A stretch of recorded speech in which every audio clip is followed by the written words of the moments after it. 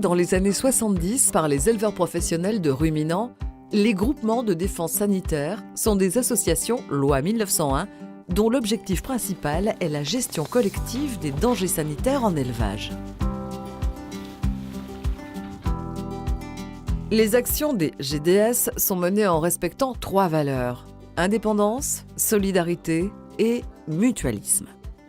Depuis toujours, les GDS et les services de l'État sont des partenaires privilégiés qui agissent ensemble et de concert pour lutter notamment contre les maladies animales transmissibles à l'homme, telles la brucellose ou la tuberculose. Au fil des années, leurs activités se sont diversifiées afin d'accompagner les éleveurs dans la mise en place d'une gestion sanitaire efficace, gage de qualité des produits et de performance économique des exploitations. La gestion sanitaire des troupeaux est la clé de la réussite économique des élevages. Les GDS sont bâtis sur l'implication d'éleveurs professionnels qui s'investissent au profit de la profession. Il faut savoir que les flux commerciaux ne font qu'accentuer les crises sanitaires et c'est l'intervention des GDS justement qui fait qu'on protège les élevages ainsi que la qualité des produits qui en découlent. En région Provence-Alpes-Côte d'Azur, la pratique de la transhumance implique le mélange de troupeaux et leur déplacement sur de longues distances. Cette pratique, respectueuse du cycle de l'herbe, vitale pour les éleveurs, impose donc une gestion sanitaire rigoureuse, nécessitant une politique sanitaire régionale coordonnée. La transhumance, en fait, c'est essentiellement des troupeaux de plaine qui partent l'été dans les alpages, donc notamment dans les 04, 05, Savoie, Haute-Savoie et Isère, pour les troupeaux de la région PACA. Jusque-là, effectivement, ça peut ne pas poser de problème, sauf qu'il y a souvent un regroupement de troupeaux, un mélange de troupeaux donc, qui ont des origines différentes et des problèmes sanitaires qui peuvent être différents. Donc, ce qui peut engendrer sur des troupeaux des problèmes sanitaires qui n'avaient pas lieu d'être auparavant. C'est pour prendre en compte ces difficultés qu'en 1984, les éleveurs professionnels des départements de la région ont décidé de se fédérer et de créer une fédération régionale des GDS pour faire de la lutte contre la brucellose un objectif commun. La région Provence-Alpes-Côte d'Azur a ainsi été la première région à se doter d'une structure sanitaire régionale, la FRGDS. La crise de la brucellose, c'est fin des années 70 où il y avait de plus en plus de gens atteints de la fièvre des maltes, c'est-à-dire la brucellose sur les animaux. Pour lutter contre ça, on a été obligé de s'organiser au niveau interrégional parce qu'on avait des départements d'accueil où on faisait la transhumance. Ça a été un travail énorme parce qu'on a commencé par des vaccinations, puis après des prises de sang sur tout le cheptel. On a battu toutes les bêtes positives. C'est grâce à la participation des collectivités locales, que ce soit départementales ou régionales. Au début des années 2000, nous sommes arrivés à éradiquer cette maladie et aussi à la mobilisation et au sérieux des éleveurs. Depuis mars 2014, la FRGDS et les GDS sont reconnus par l'État comme organismes à vocation sanitaire, confortant ainsi le rôle de chef de file de l'action sanitaire pour l'ensemble des espèces animales en renforçant le partenariat avec l'État. Du niveau départemental au niveau européen, les GDS se sont structurés pour être représentés et être force de proposition dans l'élaboration des politiques de gestion sanitaire en élevage. Les GDS s'intègrent dans un réseau de partenariats techniques au plus près des éleveurs. GDS, laboratoire départemental d'analyse, vétérinaire et service vétérinaire de l'État, constitue une force d'intervention de proximité très réactive en cas de problèmes sanitaires dans les élevages. Dans une région à faible densité d'élevage comme la nôtre, ce réseau est très fragile. Le maintien de son efficacité est en grande partie lié aux partenariats financés mis en place avec les conseils départementaux et le conseil régional. Ce réseau permet de prévenir et de gérer les crises sanitaires pour limiter leur impact sur les exploitations.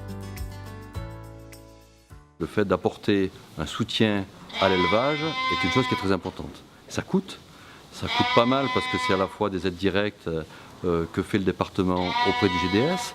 C'est une aide directe qui est faite au budget du laboratoire départemental. C'est une aide qui est réalisée également au niveau de l'aide par rapport à la prophylaxie. Et c'est vrai que si on met bout à bout toutes ces aides, départementalement, par rapport à ce créneau de l'agriculture, ça correspond à des aides relativement importantes. Et il faut continuer, parce que la vitalité de l'agriculture de montagne notamment en a besoin, et l'agriculture de montagne n'est pas en capacité aujourd'hui, au vu du peu de rendement qu'elle peut avoir, d'être en capacité de payer au juste prix. Alors, c'est toujours désagréable de se dire on a besoin d'être aidé, mais c'est vrai en tout cas en tant que responsable politique départemental, d'affirmer qu'on soutient cette agriculture-là, qui est une agriculture difficile, dans des conditions difficiles. C'est important de pouvoir le dire et de pouvoir le faire. Il n'y a pas que le tourisme, il n'y a pas que le BTP, mais l'agriculture compte. Et à ce titre-là, l'élevage compte à plusieurs niveaux, au niveau de l'utilisation d'espace, au niveau de ce que ça représente au point de vue impact sur notre territoire, la vie des hameaux, etc. C'est très important. Avec la globalisation des échanges et le changement climatique, nous devons faire face de plus en plus fréquemment à des crises sanitaires liées à l'apparition sur le territoire de maladies émergentes ou à la réapparition de maladies autrefois éradiquées. L'existence d'un réseau d'acteurs sanitaires de proximité ayant l'habitude de travailler ensemble permet de trouver rapidement les solutions adaptées pour gérer ces situations. C'est ce que l'on appelle le maillage sanitaire. La gestion de la suspicion de FCO dans les Bouches-du-Rhône en avril 2015 en est un bon exemple, comme nous l'explique un vétérinaire impliqué dans le réseau. On a eu effectivement une suspicion de fièvre catarrhale sur des taureaux qui venaient d'Espagne. Et ces taureaux donc, étaient suspects d'être porteurs de la fièvre catarrhale. Donc on a bloqué toute la région et on a commencé à faire une enquête sérologique sur un ensemble de troupeaux. Parce que le gros problème c'était juste avant les transhumances et donc les bergers effectivement n'avaient plus l'autorisation de monter dans les alpages. Donc c'était un gros problème. Et à peu près dans 8-10 jours, on a réussi à faire des sérologies sur beaucoup de troupeaux de moutons, sur effectivement aussi quelques troupeaux de vaches. Et donc on s'est rendu compte rapidement qu'il n'y avait pas eu de contamination. Et donc on a réussi à débloquer dans les 15 jours, je dirais à peu près,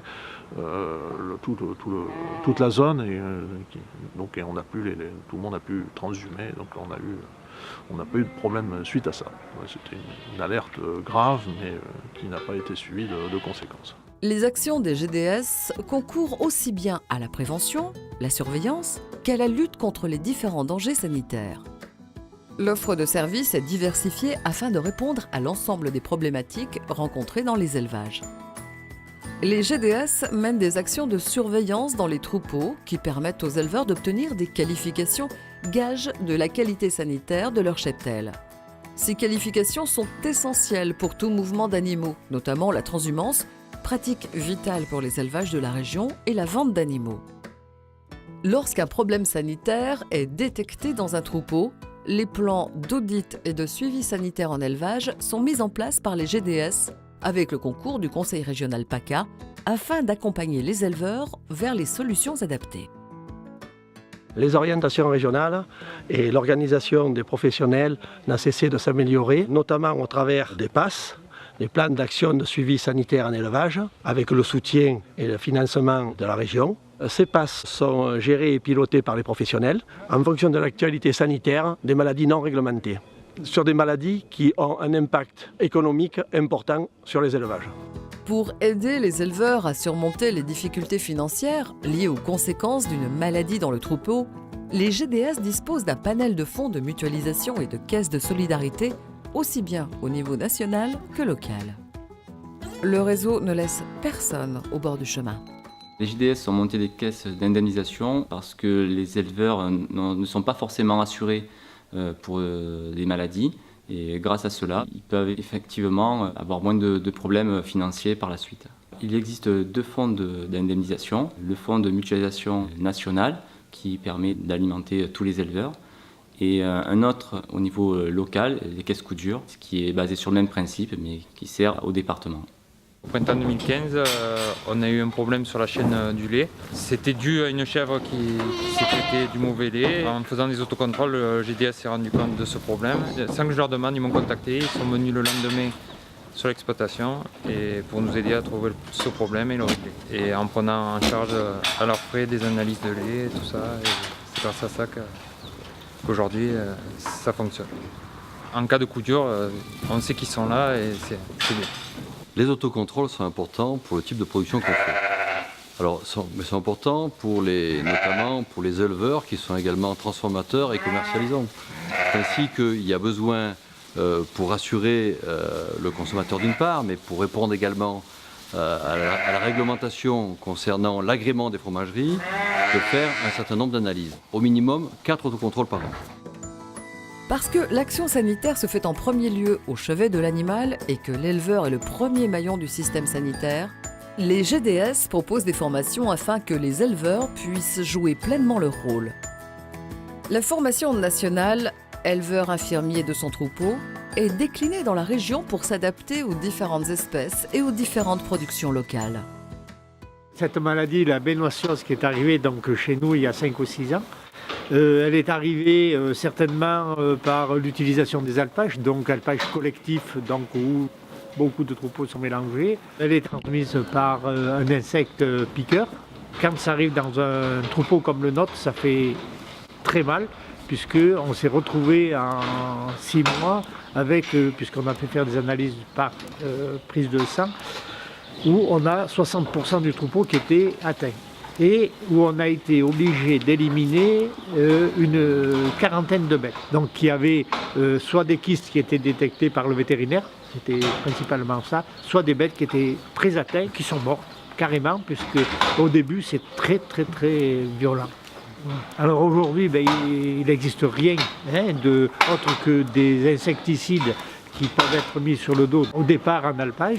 Il y avait une enveloppe qui avait été attribuée par le Conseil général et gérée par le GDS, qui a été quand même très appréciée parce que les pertes étaient très importantes et je dirais même nécessaires. Il est clair que ce qui serait intéressant, c'est que les laboratoires se penchent là-dessus. Alors on sait qu'il existe des vaccins. Aujourd'hui, ils sont interdits en France parce que ce sont des vaccins vivants. Avec le statut d'OVS, les actions de la FRGDS se sont élargies à de nouvelles espèces, notamment à l'apiculture. Dans ce domaine, un plan régional de lutte contre le varroa, un des principaux parasites de l'abeille, vise à améliorer l'efficacité de la lutte en mutualisant l'expérience acquise par les GDS apicoles qui mènent des actions départementales depuis de nombreuses années.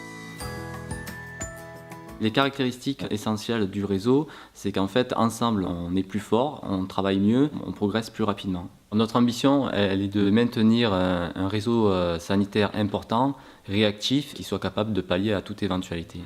L'action sanitaire se conçoit ensemble au sein d'un réseau. Soyons à la hauteur des défis de demain.